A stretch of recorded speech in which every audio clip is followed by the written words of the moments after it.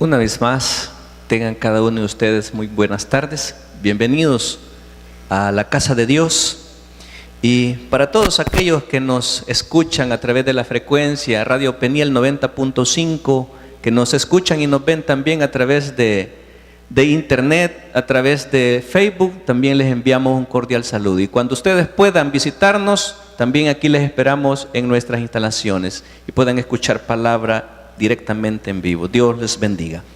Mis hermanos, el tema que vamos a compartir en esta tarde está titulado La necesidad de menguar. Para esto le voy a invitar a que abra las escrituras y busque en el Evangelio de Juan, capítulo 3, y vamos a estar meditando del versículo 22 al 36. ¿Por qué necesitamos menguar? El objetivo de esta porción, de este pasaje, es entender por medio de esto la necesidad de menguar a nuestro yo, para que Cristo y su propósito crezcan en nuestras vidas. Este pasaje también nos muestra o nos da el entendimiento de la transición entre la ley y los profetas y hacia la gracia salvadora. En el Antiguo Testamento lo que da a entender, es la venida del Mesías, la llegada del Mesías, y en el Nuevo Testamento es el nuevo orden en la gracia, es por medio de Jesucristo. Si ya lo tiene, están aquí en pantalla, todavía no. Ya lo tiene en la porción que dijimos, Juan capítulo 3, versículo 22. Amén. Podemos empezar. Bueno, leemos la palabra en el nombre del Padre, del Hijo y del Espíritu Santo. Dice en el versículo 22: Después de esto vino Jesús con sus discípulos a la tierra de Judea, y estuvo allí con ellos y bautizaba. Juan bautizaba también en Enón junto a Salim, porque había allí muchas aguas, y venían y eran bautizados, porque Juan no había sido aún encarcelado. Entonces hubo discusión entre los discípulos de Juan y los judíos acerca de la purificación.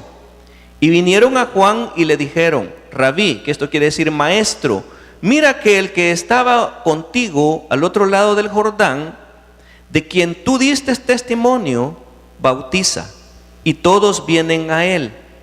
Respondió Juan y dijo: No puede el hombre recibir nada si no le fuere dado del cielo. Vosotros mismos me sois testigos de que dije: yo no soy el Cristo, sino que soy enviado delante de él. El que tiene la esposa es el esposo, mas el amigo del esposo que está a su lado y le oye, se goza grandemente de la voz del esposo. Así pues, mi gozo está cumplido. Es necesario que él crezca, pero que yo mengüe. El que de arriba viene es sobre todos, y el que es de la tierra es terrenal, y cosas terrenales habla.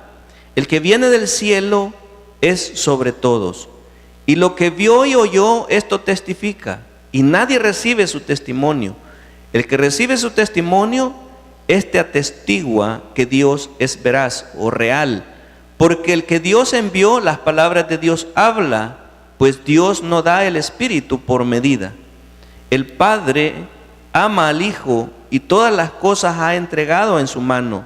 El que cree en el Hijo tiene vida eterna, pero el que rehúsa creer en el Hijo no verá la vida, sino que la ira de Dios está sobre él. Oramos. Padre, te damos gracias por la revelación de tu palabra. Pedimos que tu palabra en esta tarde pueda exhortarnos, pueda edificarnos, pueda consolarnos, y podamos entender la necesidad de menguar para que tú crezcas en cada una de nuestras vidas.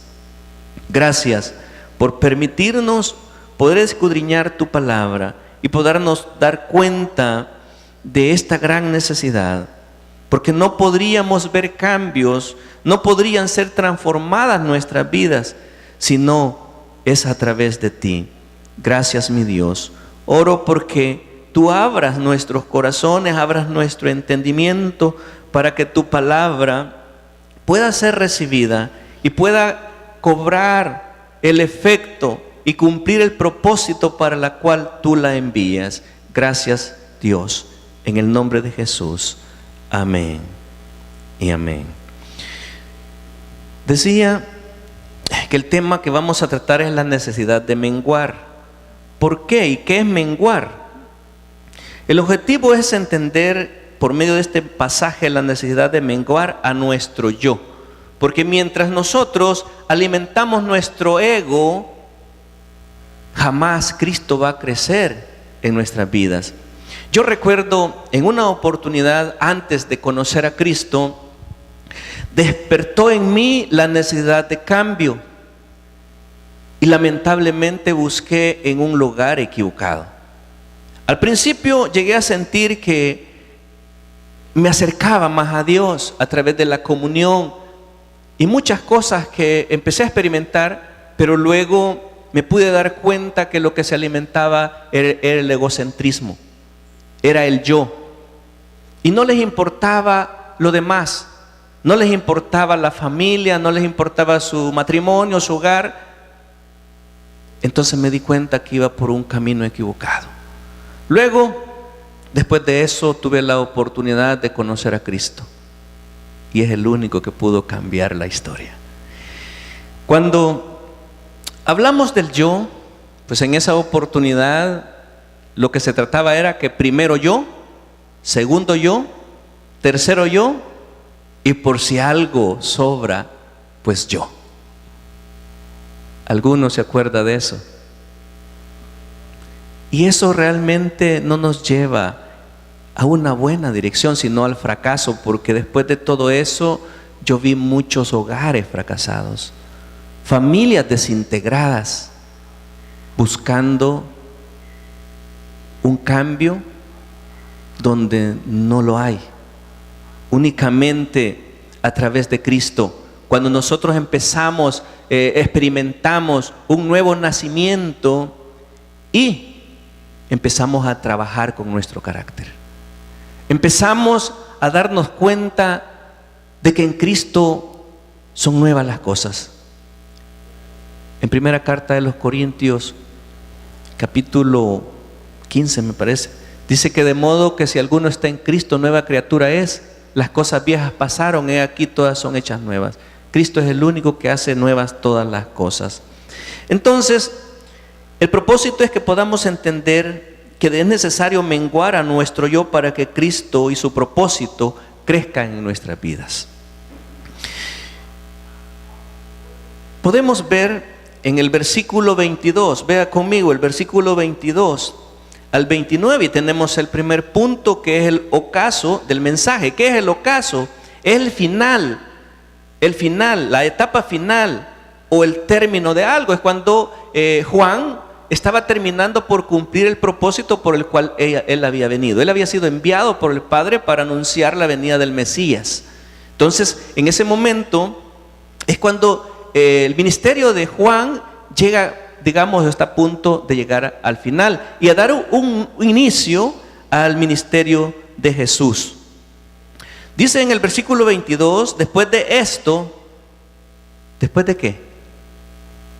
Cuando dice después de esto, ¿qué había estado haciendo Jesús antes? Yo prediqué esto el domingo pasado, ¿fue?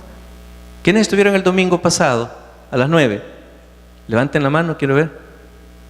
Ninguno de ustedes vino el domingo a las 9.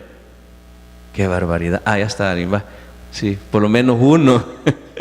Bueno, dice después de esto, es que Jesús había tenido un encuentro con Nicodemo y le había dicho a Nicodemo que era necesario nacer de nuevo para poder ver y entrar en el reino de los cielos. Y esto, después de esto, es que Jesús se aparece con sus discípulos y va a la tierra de Judea y estuvo allí con sus discípulos y bautizaba.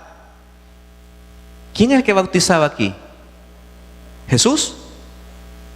Pero aquí dice, mire, después de esto vino Jesús con sus discípulos a la tierra de Judea y estuvo allí con ellos y bautizaba. ¿Quién es el que bautizaba? ¿Ah? Juan, sus discípulos. Jesús.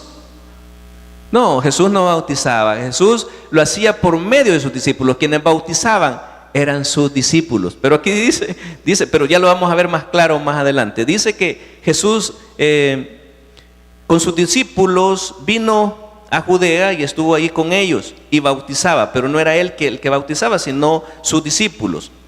Y en el 23 dice que Juan bautizaba también en Enón junto a Salim. Esto significa que allí había muchas aguas, porque había allí muchas aguas y venían y eran bautizados, porque Juan todavía en ese momento no había sido encarcelado. Entonces hubo, y lo que produjo todo eso, cuando se encontraron los discípulos de Juan y los discípulos de Jesús, dice que hubo entre ellos una disensión entre los discípulos de Juan y los judíos acerca de la purificación. Y vinieron a Juan y le dijeron: Rabí, que esto significa maestro, mira que el que estaba contigo al otro lado del Jordán, de quien tú diste testimonio, bautiza, y todos vienen a él.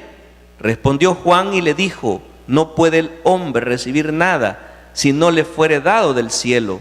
Vosotros mismos me sois testigos de que dije: yo no soy el Cristo, sino que soy enviado delante de él.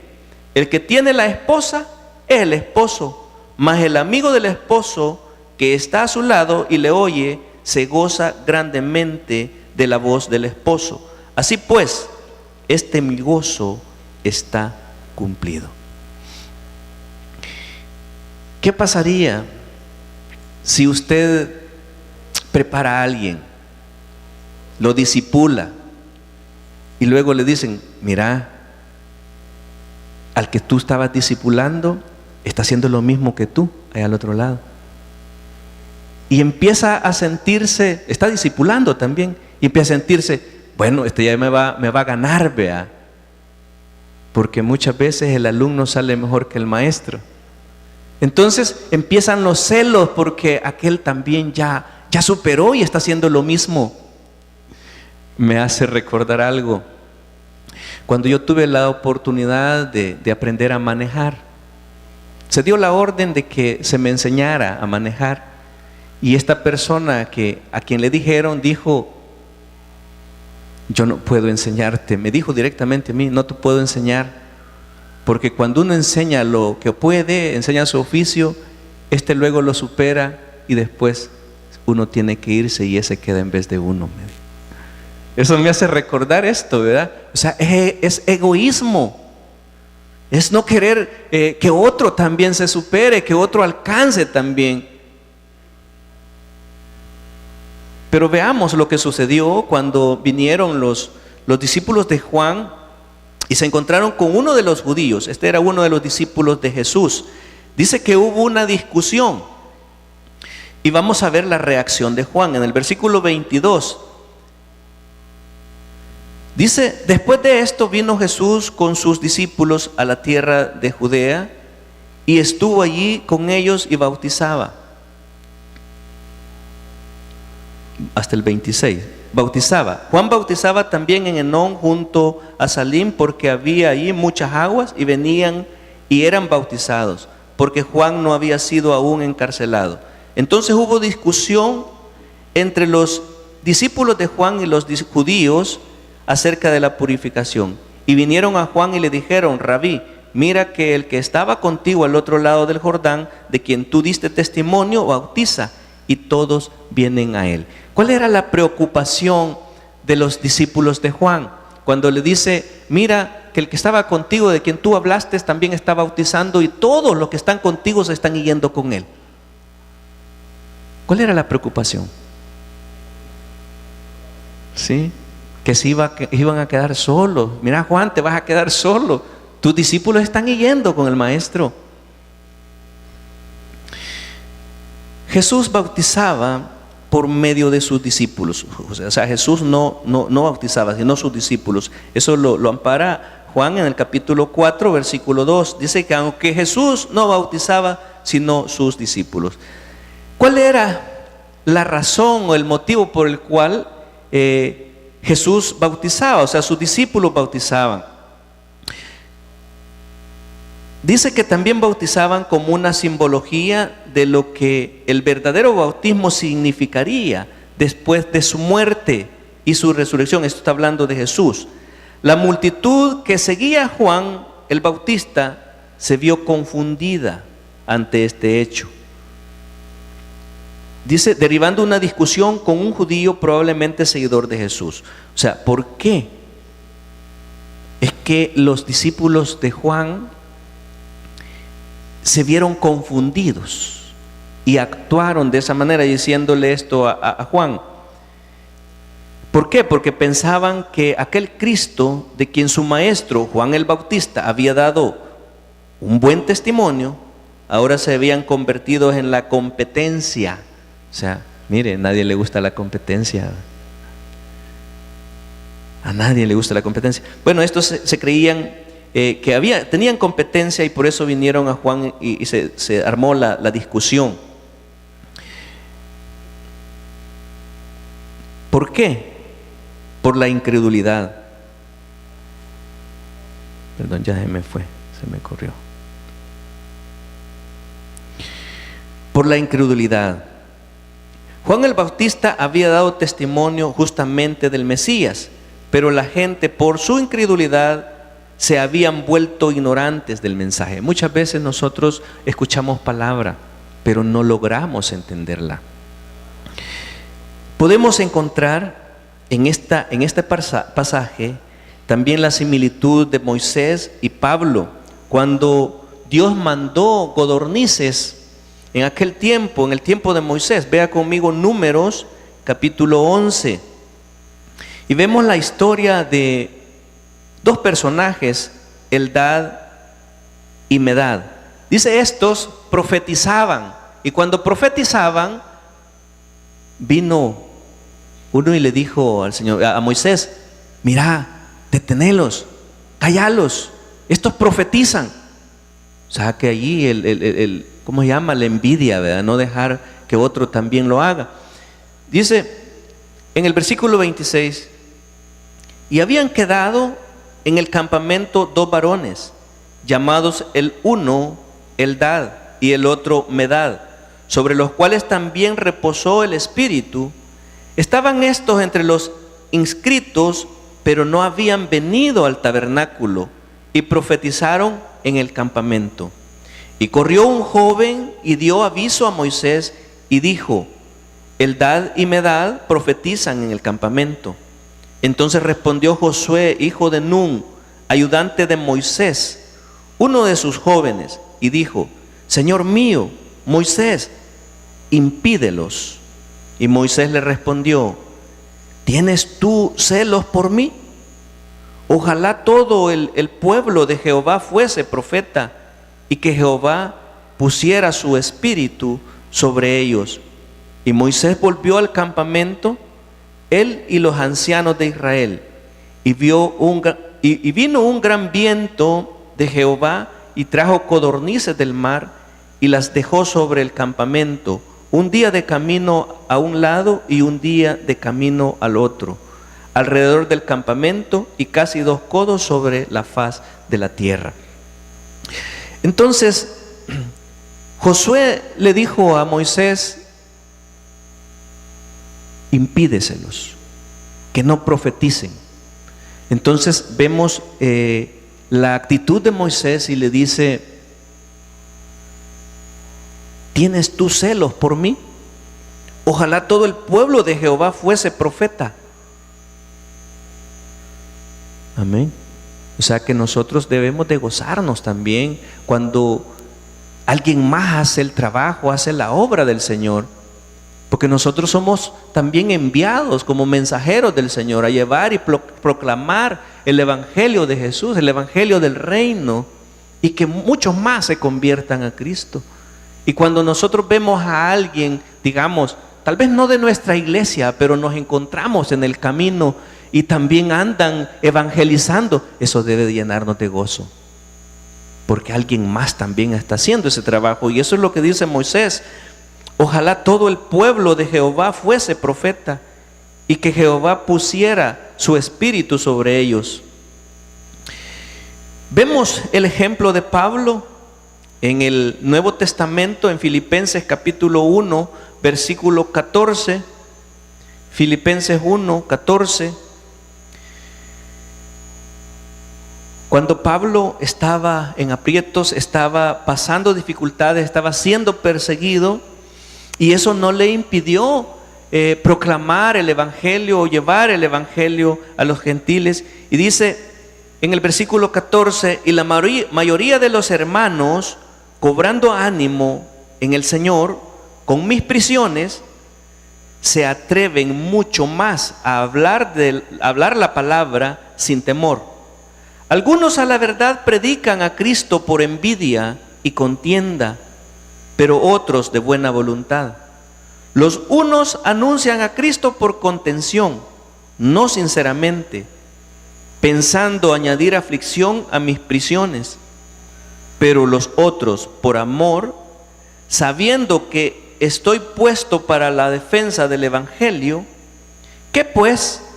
Que no obstante, de todas maneras, o por pretexto o por verdad, Cristo es anunciado, y en esto me gozo y me gozaré aún, dice Pablo.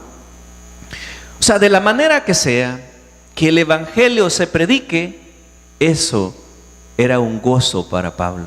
Y dice: y aún me seguiré gozando, si es así, ya sea por pretexto, ya sea de buena gana o de mala gana, pues se predica el evangelio de Jesús. Vemos también la segunda parte de esto, que es la respuesta de Juan, la acción de Juan, cuando vienen los discípulos y le dicen que Jesús también está bautizando al otro lado. O sea, en este momento simultáneamente se están ejerciendo los dos ministerios. Está ejerciéndose el ministerio de Juan por un lado y el ministerio de Jesús por el otro. Y dice en el versículo 27: respondió Juan y dijo: no puede el hombre recibir nada si no le fuere dado del cielo. Vosotros mismos me sois testigos de que dije: yo no soy el Cristo, sino que soy enviado delante de él. El que tiene la esposa es el esposo, mas el amigo del esposo que está a su lado y le oye, se goza grandemente de la voz del esposo. Así pues, mi gozo está cumplido. Juan se gozaba, porque cuando dice que el que tiene la esposa es el esposo, mas el amigo del esposo que está a su lado y le oye, se goza grandemente de la voz del esposo. Así pues, mi gozo está cumplido. Cuando yo empezaba a estudiar sobre este pasaje, me encontraba con esto y decía: ¿qué quiere decir esto? ¿Qué significa cuando dice que el amigo del esposo se goza? Dice: el que tiene la esposa es el esposo, mas el amigo del esposo que está a su lado se goza grandemente cuando oye la voz del esposo. Está hablando directamente de Jesús, ¿verdad? Y la iglesia. Y nosotros debemos de gozarnos cuando la iglesia, o sea, alguien se acerca a Cristo. Ese debe ser nuestro gozo. No llevarnos nosotros reconocimientos, que a nosotros nos reconozcan, sino nuestro gozo debe ser que alguien más viene a los pies de Cristo, alguien más conoce de Cristo. Ese debe ser nuestro gozo. La respuesta de Juan fue recordarles el propósito de su presencia. ¿Por qué había venido Juan y para qué había venido? Era anunciar a Cristo como la luz que venía a este mundo, de quien él era solamente un mensajero. Era el heraldo. Dice en el versículo 7 del capítulo 1, búsquelo por favor, capítulos 1, versículo 7 de Juan: Vamos a ver unos 3, 4 versículos sobre el capítulo 1 y dice en el 7, es lo que dice Juan, el testimonio de Juan. Este vino por testimonio para que diese testimonio de la luz, a fin de que todos creyesen por él. O sea, el propósito de Juan era anunciar a Cristo y que todo el mundo creyese en él.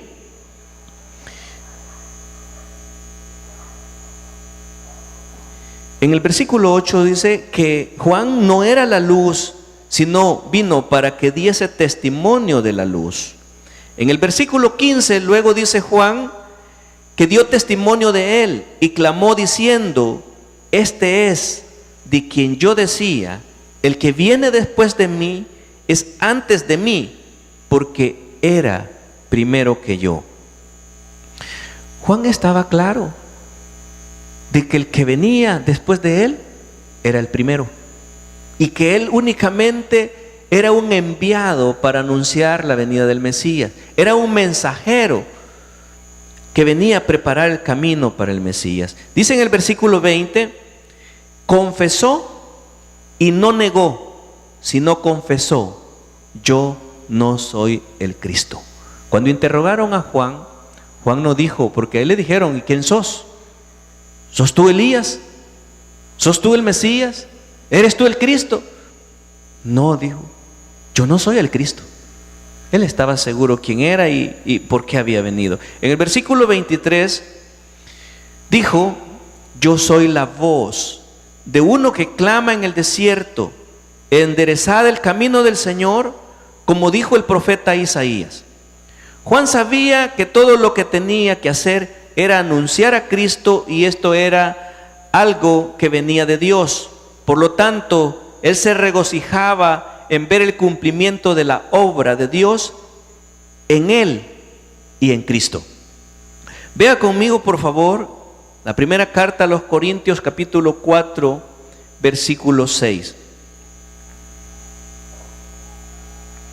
Cuando Pablo presenta a Apolos, dice en el versículo 6 del capítulo 4: pero esto, hermanos, lo he presentado como ejemplo en mí y en Apolos, por amor de vosotros, para que en nosotros aprendáis a no pensar más de lo que está escrito, no sea que por causa de uno os envanezcáis unos contra otros. Dice en el versículo 7, porque ¿quién te distingue? ¿O qué tienes que no hayas recibido? Y si lo recibiste, ¿por qué te glorías como si no lo hubieses recibido? Mire la importancia de menguar a nuestro yo, porque todo lo que nosotros tenemos, todo lo que hacemos, es porque Dios nos lo permite. Él nos ha dado todo. Dice en el capítulo 15, siempre Pablo, en la primera carta a los Corintios, capítulo 15, versículo 10, dice: pero por la gracia de Dios soy lo que soy, dice Pablo, y su gracia no ha sido en vano para conmigo. Antes he trabajado más que todos ellos, pero no yo, sino la gracia de Dios conmigo. Pablo decía: lo que yo hago es por la gracia de Dios, no soy yo. Y eso es humildad. Cuando nosotros aprendemos a darle la gloria a Dios y no a los hombres, y no alimentar nuestro ego. El amigo del esposo se alegra cuando la novia le es presentada al esposo. Esto hace alusión y nos da a entender que nuestro gozo no está en que la gente nos reconozca a nosotros, sino cuando la gente se entrega a Cristo. Y eso es lo importante. Ese debe ser nuestro gozo, cuando la gente o los creyentes se convierten a Cristo y no que nos reconozcan a nosotros, como que nosotros hemos hecho el trabajo, hemos hecho la obra, sino que la obra la hace Dios a través de su gracia.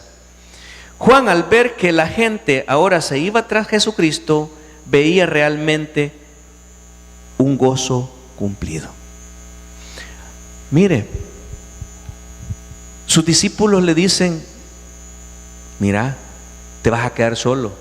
Tus discípulos se van detrás de Jesús porque Él está bautizando al otro lado.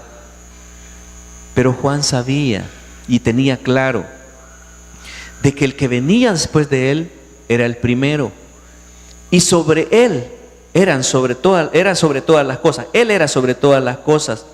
Entonces, cuando ve que sus discípulos se van tras Jesús, entonces Él dice: realmente mi gozo está cumplido.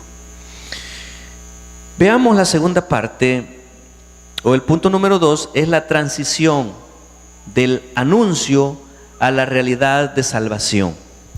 Esto es Juan el Bautista y Cristo. En el versículo 30 dice Juan, es necesario que Él crezca, pero que yo mengüe.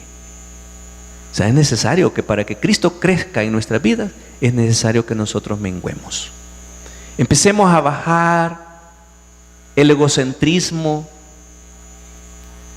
y empecemos a darle el paso a Cristo para que Él crezca en nuestras vidas y podamos ver los frutos.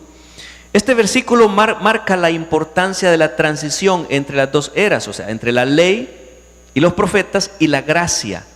Nos muestra la necesidad de la transición para el entendimiento general de la palabra de Dios. De otra manera no podemos entenderla sino a través de la gracia. En lo práctico, también debe llevarnos a entender la importancia y la necesidad de un menguar a nuestro yo para dar paso al señorío de Cristo. Si nosotros no empezamos a menguar, entonces el señorío de Cristo no va a poder caber en nuestras vidas, no va a poder hacer su efecto en nuestras vidas. O sea, no vamos a poder estar sometidos a Cristo si no empezamos a menguar a nuestro yo. Como cuando sale el sol, el lucero de la mañana desaparece. No puede brillar Cristo si nuestra naturaleza de pecado sigue brillando. Mientras el pecado exista, permanezca ahí, no va a poder brillar Cristo en nuestras vidas. Cuando la oscuridad del pecado sigue vigente en nuestras vidas, sería necio querer aparentar o querer hacer creer que andamos en luz, que andamos en Cristo. No se puede. La oscuridad, las tinieblas no tienen ninguna comunión con la luz.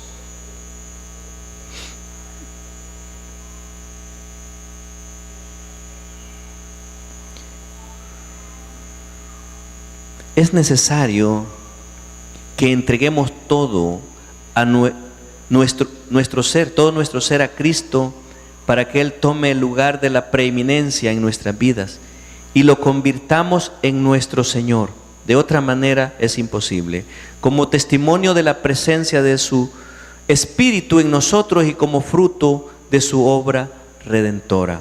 Vea conmigo otra cita en Juan capítulo 12, versículo 24 y 25.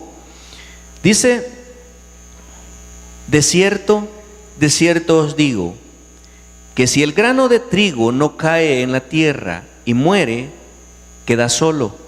Pero si muere, lleva mucho fruto. El que ama su vida, la perderá. Y el que aborrece su vida en este mundo, para vida eterna la guardará.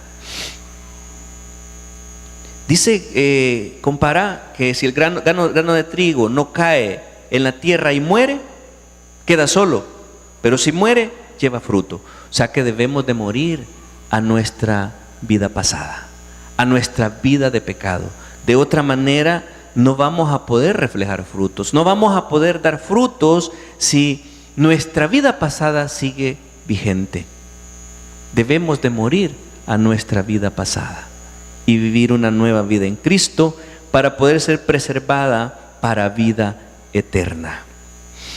Luego tenemos el punto número 3, que es la superioridad de el Salvador, o sea, la superioridad de Cristo. En el versículo 31 dice: el que de arriba viene es sobre todos, y el que es de la tierra es terrenal, y cosas terrenales habla. El que viene del cielo es sobre todos, y lo que vio y oyó, esto testifica, y nadie recibe su testimonio. El que recibe su testimonio, este atestigua que Dios es real o veraz, porque el que Dios envió, las palabras de Dios habla, pues Dios no da el Espíritu por medida. El Padre ama al Hijo y todas las cosas ha entregado en su mano. El que cree en el Hijo tiene vida eterna, pero el que rehúsa creer en el Hijo no verá la vida, sino que la ira de Dios está sobre él. Podemos, de esta porción, podemos encontrar 6 razones para la superioridad o la superioridad de Cristo. Lo primero que vemos es que Cristo tiene su origen en el cielo. Dice en el versículo 31: el que de arriba viene es sobre todos, el que es de la tierra es terrenal y cosas terrenales habla. El que viene del cielo es sobre todos. Juan, a pesar de ser el más grande de los hombres, según Jesús, mostraba la perspectiva correcta de quién era Cristo. Esto lo dice en Mateo capítulo 11, versículo 11: de cierto os digo, entre los que nacen de mujer no se ha levantado otro mayor que Juan el Bautista, pero el más pequeño en el reino de los cielos mayor es que él. Esto significa que Jesús es sobre todas las cosas. Jesús es mayor que Juan. Él es sobre todo. Juan sabía que el hablar de Jesucristo, o al hablar de Jesucristo, hablaba de Dios mismo, porque había venido de Dios. La segunda razón es que Jesucristo es el testimonio de la verdad. Vemos en el versículo 32: y lo que vio y oyó, esto testifica, y nadie recibe su testimonio. Juan testifica que lo que Jesús dice es lo que en esencia es, porque Él es verdad. Jesús es la verdad. Jesús en Juan 14:6 dijo: yo soy el camino y la verdad. Jesús es la verdad. Pero nadie recibe su testimonio. Nadie puede entender el mensaje de Jesucristo si no es por revelación divina. Esta es la soberanía de Dios. Juan 6:44 dice que ninguno puede venir a mí si el Padre que me envió no lo trajere, y yo le resucitaré en el día postrero. O sea que el que viene a Cristo no es porque quiera, sino porque Dios lo trae a Él. Hay una elección, hay una predestinación. Ya hemos hablado anteriormente sobre esto. La tercera razón es que Jesucristo es Dios, y Dios son uno en acuerdos. Hay un acuerdo mutuo entre Jesucristo y Dios. Todo el testimonio de Cristo es de acuerdo con el testimonio de Dios. Quien recibe a Cristo está sellando con su decisión el testimonio de Dios. Vea conmigo Isaías capítulo 43, versículo 10. Isaías 43, 10. Dice: vosotros sois mis testigos, dice Jehová, y mi siervo que yo escogí, para que me conozcáis y creáis y entendáis que yo mismo soy. Antes de mí no fue formado Dios, ni lo será después de mí. ¿Para qué le escogió Dios a usted? ¿Para qué ha escogido Dios a usted y a mí? ¿Para qué nos ha escogido Dios? ¿Para qué? ¿Qué dice allí Isaías? ¿Para qué nos ha escogido Dios? ¿Ah? Para que le seamos testigos, para que lo conozcamos, amén. Mire, qué importante, hay 4 cosas aquí. Para que le seamos testigos. Y usted está siendo testigo de Él. Una buena pregunta. ¿Qué es ser testigo de Él? ¿Qué es? ¿Y qué es testificar? Testimonio de uno. ¿Qué dice Hechos 1:8? Y recibiréis poder cuando haya venido sobre vosotros el Espíritu Santo, y me seréis testigo en Zaragoza, en Santa Tecla, en Vías, en El Saite, en Brisa, en todos los rincones del mundo. Me seréis testigos. Entonces eso significa que usted y yo somos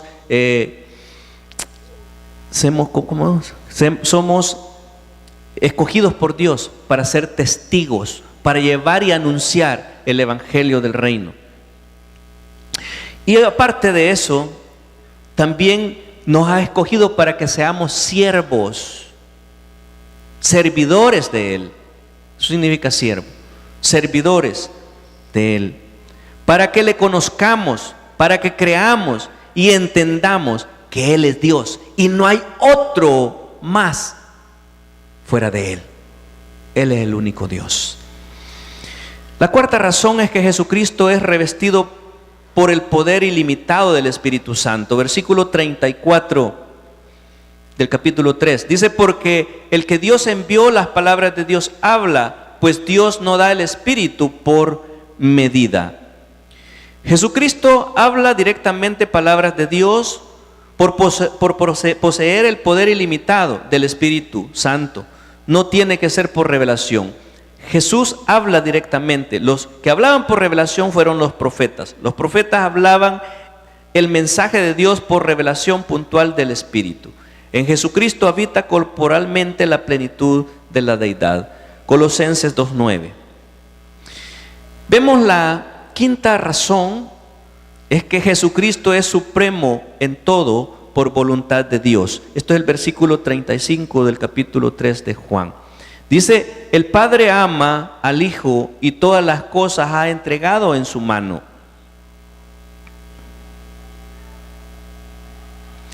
Dios entregó en manos de Jesucristo todas las cosas. En Él está la complacencia de Dios. En Él está la verdad. A Él debemos oír. Mateo capítulo 11 versículo 27. Dice que todas las cosas me fueron entregadas por mi Padre, dice Jesús, y nadie conoce al Hijo sino el Padre, ni al Padre conoce alguno sino el Hijo, y aquel a quien el Hijo lo quiera revelar. O sea que es parte de Él a quien quiera revelarlo. Y también lo dice Juan en el capítulo, Jesús a través de Juan en el capítulo 15, versículo 15, cuando Jesús le dice a sus discípulos que ya no les llamará siervos, sino amigos. Y dice en el versículo 15: ya no os llamaré siervos, porque el siervo no sabe lo que hace su Señor, pero os he llamado amigos, porque todas las cosas que oí de mi Padre os las he dado a conocer. Entonces, Jesús revela la palabra a quien Él quiere.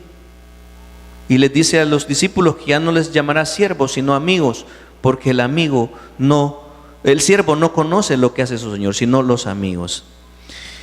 Vemos la última razón, que es la razón 6, la sexta razón: Jesucristo es el único camino para la vida eterna.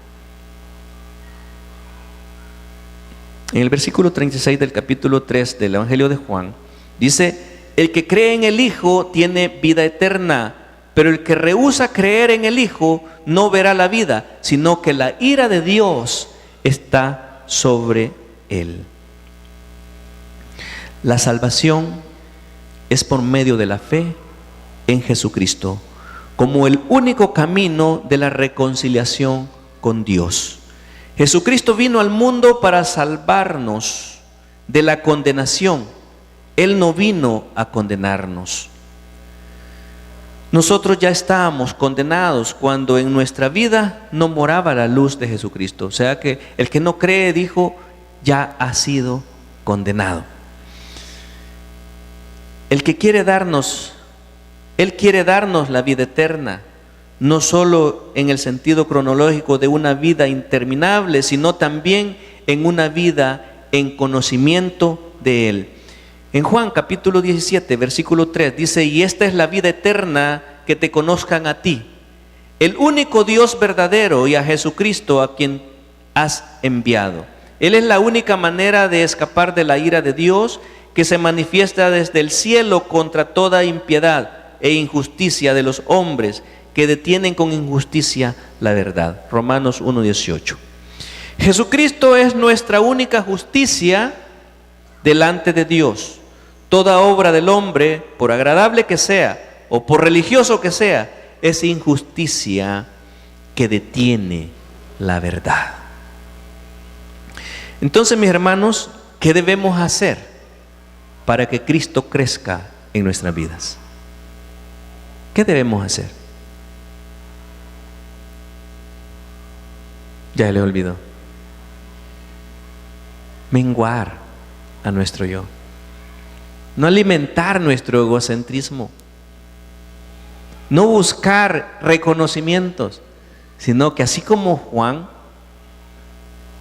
que nuestro gozo sea que alguien más conozca de Cristo, que alguien más viene a Cristo, y ese debe ser nuestro gozo. Le voy a invitar a que cierren sus ojos y oramos. Padre, te damos gracias por enviarnos tu palabra, por enseñar. Alabemos todo lo que tenga vida, todo lo que aún respira, con canciones de alegría.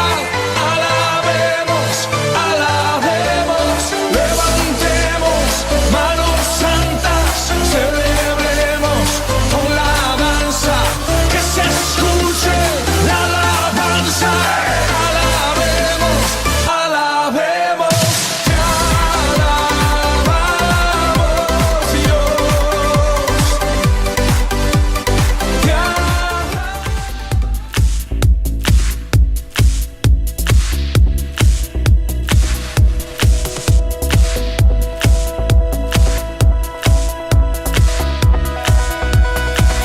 Roto estaba mi corazón, pero tu mano me rescató. Del polvo yo volví a nacer, la salvación en ti encontré.